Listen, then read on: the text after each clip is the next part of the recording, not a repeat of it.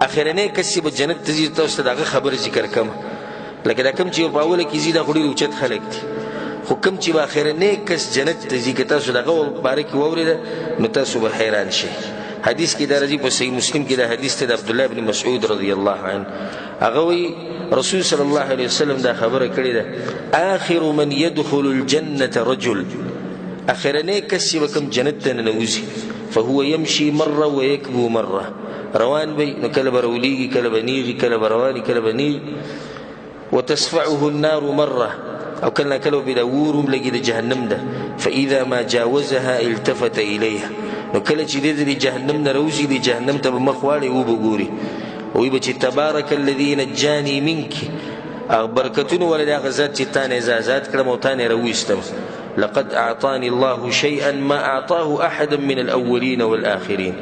الله ما لدیش نعمت را کړی دی چې د مخکینو کې چاله ور کړی نه بورستنو کې چاله ور کړی دته ګوره د جهنم نه راوته صرف د جهنم نه راوته دا ګوره د غټ نعمت ښکاری فترفع له شجره نو دی بناسي د غزي کې جهنم په دی خوا کې یو ونه به الله راوخیږي نو دی به وي چې ای رب یعنی ای زما رب ادنني من هذه الشجره ويلا ما دیونی ته نږدې که چې دې په دې سوري کې کېنم واشرب من مائها او چې دغه کې مو وبې چې هغه وسکم الله به ته چې یا ابن ادم اې د ادم بچیا لعلي ان اعطيتكها سالتني غيرها د ادم بچی کې دې شي زته له سوال پوره کما او دا نعمت زته له درکم خطبه نورم واړي هغه به چې لا يا ربي نا ويعاهده الا يساله غيرها او د الله سره بلوزږي چې زبد دین علاوه نور څه نه غواړم رب العالمین به فیدنیه منها الله سبحانه وتعالى به دغه جنت عفوا الله سبحانه وتعالى به دغه ونی ته نږدې فيستظل بظلها ويشرب من مائها ندیل توکینی دغه په سوري کې وببس کې ثم ترفع له شجره هي احسن من الاولى بل ونه بل راوخی چې هغه به دغه ونی نه خسته دا کوم چې مخ کې و فيقول اي رب نديب الله توي ادنني من هذه يلا ديوني ته من جديك چې دغه ځکه مې وبدي غوس کم او کم سور دې چې هغه ته کینم لا اسالك غيرها د دین لوزته انا سنغواړم الله بده چې ابن ادم الم تعاهدني الا تسالني غيرها تما سره لوز نو کړي چې زب نور سنغواړم نبي ابو تعالی وی چې کې دې شي زده دې ته نږدې کوم نو ته به زمانه نور سو غواړي ناغه بو سره لوزو کې چې بیا نور سره غواړم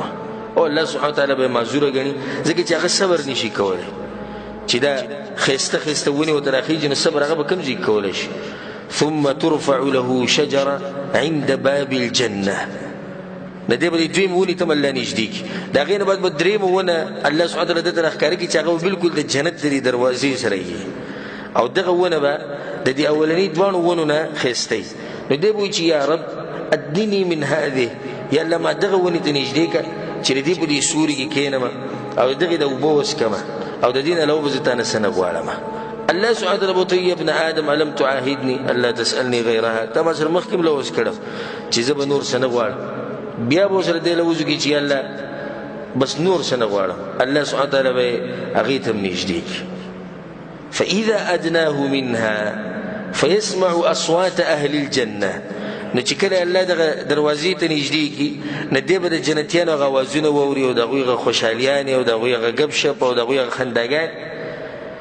نه دی به چې یا ربي ادخلنيها چې دې پراغنه خدنه مینه بس چې دنه ورشم جنت الله به ابن ادم اې ادم بچیا ايرضيك ان اعطيك الدنيا ومثلها معها ته دې راځي چې ته د دنیا امر دنیا څومره بچی ده چې دنیا امر بچی در درکم او دغه پشان ورسره نورم درکما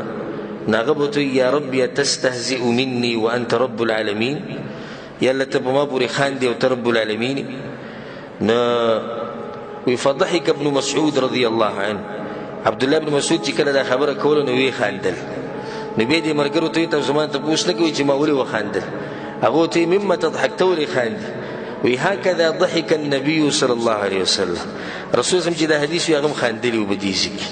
او چې کله وخاندل نو موږ ته پوښتنه کړو چې مما تضحك يا رسول الله ته ولي خاندي يا رسول الله وی من ضحك رب العالمین وی ما په دې وخندل ځکه چې دغه ټیم کې به الله مو وخاندي چې کله ورته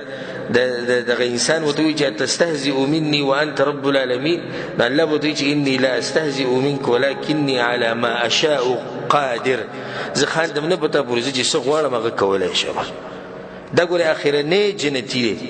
دنیا او د دنیا پېژنچره بچایي بل پیر کې دا به اخرني کس ته میلاوي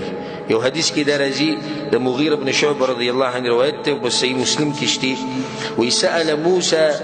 صلی الله علیه وسلم ربه رسول صلی الله علیه وسلم وی موسی علیه السلام د خپل رب نه تپوس کړو ما ادنى اهل الجنه منزله یلا په جنتیانو کې چې ټولو نه کم لاندینه کسته اغلب الله سور کتاب ولا سور کې نو هو رجل يجيء بعدما ادخل اهل الجنه الجنه ابا هغه کسي چې په اخره کې براوستې شي جنتیان به ټول جنت ته تریده او بالکل په اخره کې راځي فيقال له تتبول شي جنت ته ننوزي دې بودري په دغه ځکه وی به یا ربي كيف وقد نزل الناس منازلهم واخذوا اخذاتهم يلا زمو بږي زي خلکو ټول زینې نیولې او ځان له بږي هر څه لګولې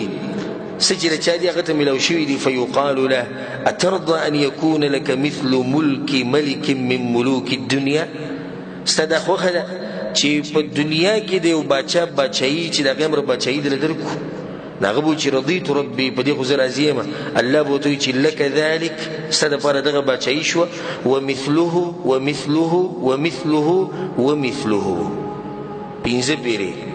لو داغه په شان پینځه پیری فیقول فی الخامس رضیت ربي یلا په دې راځي په دې پینځه پیری نو بیا بو تعالی وی هذا لك دغه ستاده پر شو وعشره امثاله او د دنیا د بچی په شان چې لس پیری کې د ستاده پر شو ولك ما اشتهت نفسك ولذت عينك او ستاده پر په دې کې هغه سدي ستاده پر په دې کې چې ستاسو نفس غواړي او ستاسو سترګې باغې باندې یخیږي او ستاسو سترګې ته خو نخلي هغه ستاده پر دې نغبو چې رضیت ربي یلا ز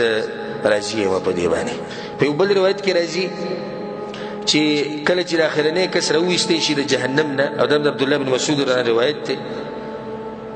الله بو ته جنت ته نوځي فياتيها فيخيل اليه انها ملأ کله چې دې راځي جنت ویني دې بو چې د هډک نو واپس بشي وي چې یا ربي وجدتها ملأ يلا جنت هډک اتما ته چې نه نوځي الله بو ته اذهب فادخل الجنه لا شي جنت نه نوځي دې برشي بیا بر واپس وي چې الله جنت هډک ټول خلکو به زین نیولي الله بو ته بیا وي اذهب فادخل الجنه فان لك مثل الدنيا وعشره امثالها ستاسو لپاره په جنت کې دومره زیاده لکه د دنیا د ټوله دنیا چې شي او دغه په شان چې لسند نور کې ناغه بو ته تسخروا بي وانت الملك يا لتبوا بري خاندي او تباچای نو عبد الله بن مسعود فلقد رايت رسول الله صلى الله عليه وسلم ضحك حتى بدت نواجذه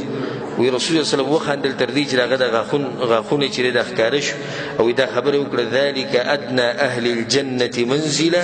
دا په جنتیانو کې د ټولو نه غلاندینه کسته تاسو دین اندازه ولګوي چې په جنتیانو کې چې کوم لاندینه کسته د ټولو نه لاندینه داغه د حال له اغلب رب العالمین د دنیا امر او د دنیا په شان چې لسند نور کې دومره زیب ور الله په جنت کې ورکینو بیا مسخه الله چې دا خلکو بس حالي کم خلک چې په جنت الفردوس کې